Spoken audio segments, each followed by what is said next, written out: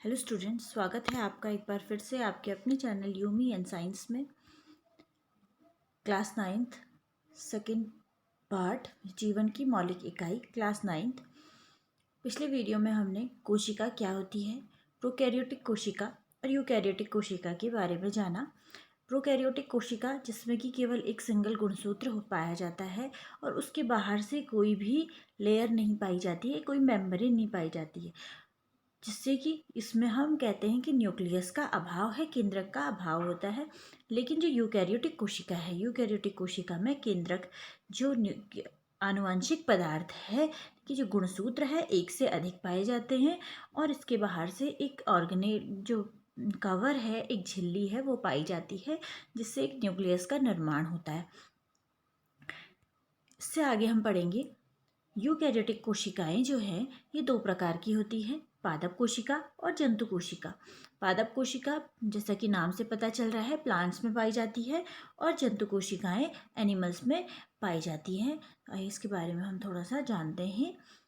जो पादप कोशिका है, इसमें पादप कोशिका कि आप बाहर से देख रहे हैं ग्रीन कलर की एक ये मोटी सी लेयर दिखाई दे रही है, ये है कोशिका भित्ति। इसे कहते हैं कोशिका भित्ति। आप थोड़ा सा समझ लीजिए कि कौन कौन से नाम, कौन कौन से पार्ट इस सेल के अंदर होते हैं, ताकि आप बाद में इनके एक एक करके हम डिटेल में पढ़ेंगे। इसके अंदर, कोशिका के अंदर ये जो पाया जाता है कोशिका द्रव्य, कोशिका द्रव्य पाया जाता है। इस कोशिका द्रव्य में बहुत सारे ऑर्गेनेल्स हैं, बहुत सारे अंगक पाए जाते हैं। अभी हम डिटेल में पढ़ेंगे कोशिका के भाग कौन कौन से हैं इसमें, लेकिन अभी आप सिर्फ नाम देखिए कि किसके अंदर कौन सा ऑर्गेनेल पाया जाता है।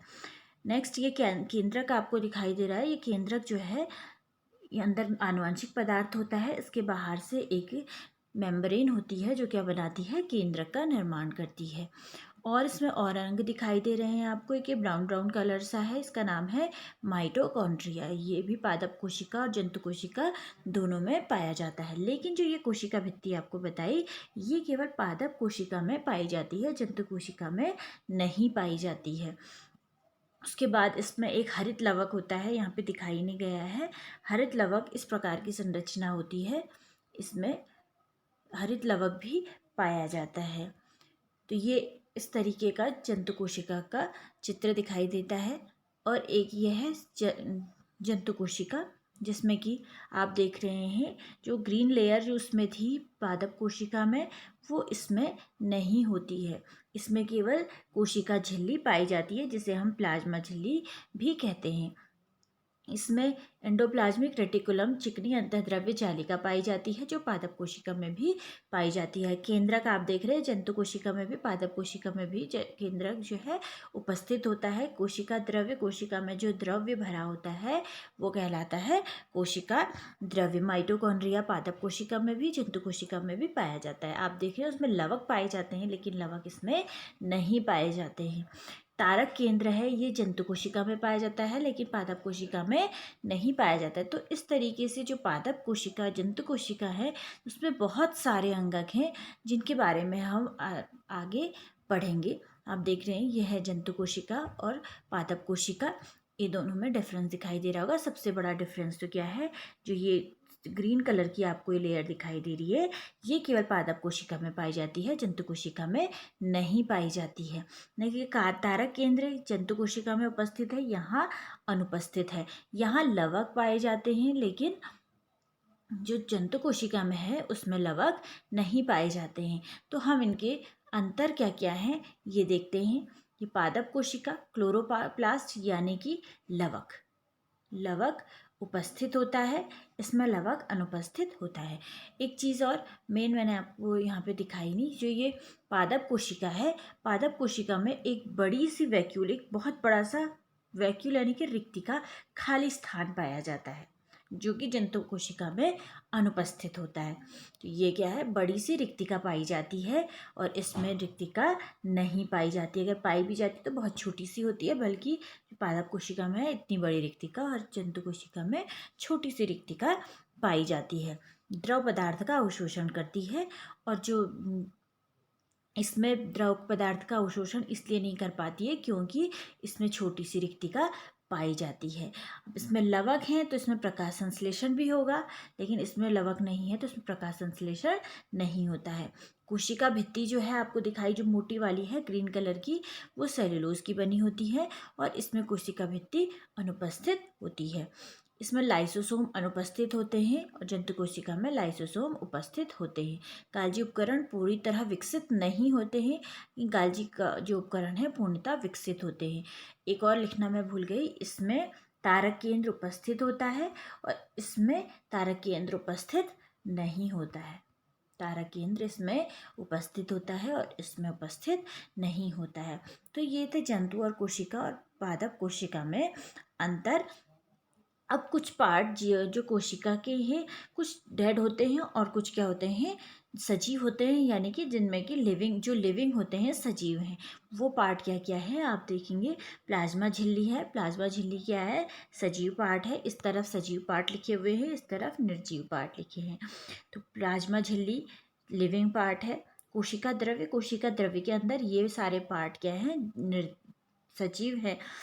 अंतःद्रव्य जालिका, एंडोप्लाज्मिक रेटिकुलम जिसे बोलते हैं, ये 2 टाइप्स का होता है, हम आगे पढ़ेंगे।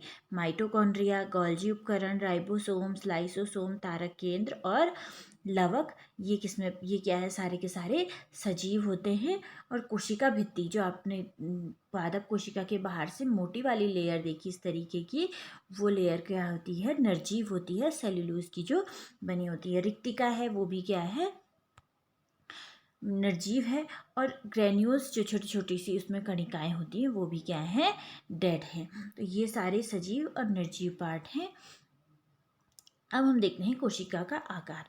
कोशिकाएं बहुत अलग अलग आकार की होती हैं, कुछ बहुत छोटी सी होती है, कुछ बहुत बड़ी होती है। कुछ हम अपनी आँखों से देख सकते हैं और कुछों को हम सूक्ष्मदर्शी के द्वारा देखते हैं। इनका आकार 0.2 नैनोमीटर लिखना चाहिए था। नैनोमीटर से 16 से 18 सेंटीमीटर तक होता है, यानी कि बहुत छोटी हैं, ये बहुत छोटे आकार की होती हैं।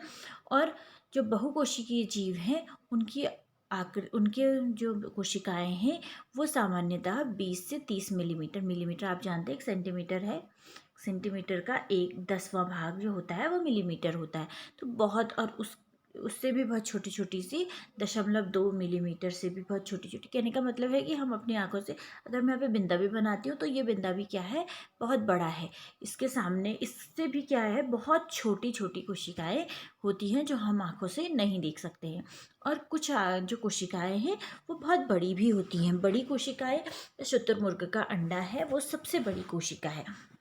15 सेंटीमीटर, यानी कि जो हमारा स्केल होती है छोटी वाली उससे उतना लंबा, और 8 सेंटीमीटर चौड़ा, यानी कि काफ़ी इतना बड़ा बड़ा सा जो है एक कोशिका पाई जाती है। जो माइकोप्लाज्मा एक बैक्टीरिया है, उसकी कोशिका सबसे छोटी कोशिका है।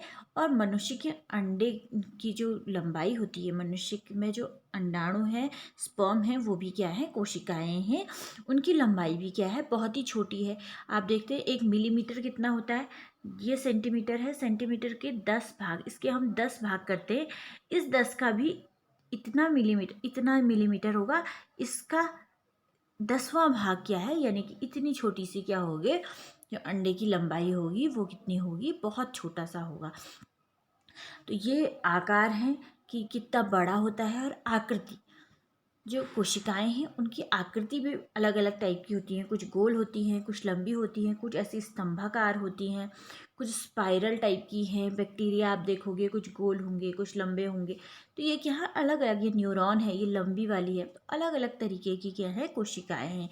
ये जो चित्र में दिखाई दे रहा है आपको, ये मानव शरीर की कोशिकाएं हैं। कुछ अलग अलग टाइप की हैं, ये देख रहे होंगे आप, ये कुछ गोल गोल सी हैं। जो ओवम है, स्पर्म है, ये लंबा है। तंत्रिका कोशिका लंबी है। जो हमारे ब्लड सेल्स हैं वो कुछ गोल हैं, कुछ इस तरीके की शेप में है। ये वाला आप देख रहे हो ऐसे इसी घनाभ टाइप की है ये, यानी कि, और कुछ घन है, कुछ घनाभ है। अलग अलग तरह की कोशिकाओं की आकृति है हमारे शरीर में। हमारे शरीर की अलग अलग बैक्टीरिया हैं, अलग अलग जो भी जीव हैं वो सभी के सभी क्या हैं, अलग अलग आकृति की कोशिकाएं हैं। तो अब नेक्स्ट स्लाइड में हम पढ़ेंगे कोशिका के भाग कौन कौन से हैं। तब तक के लिए आप लोग इसको तैयार कीजिए। Okay, bye bye.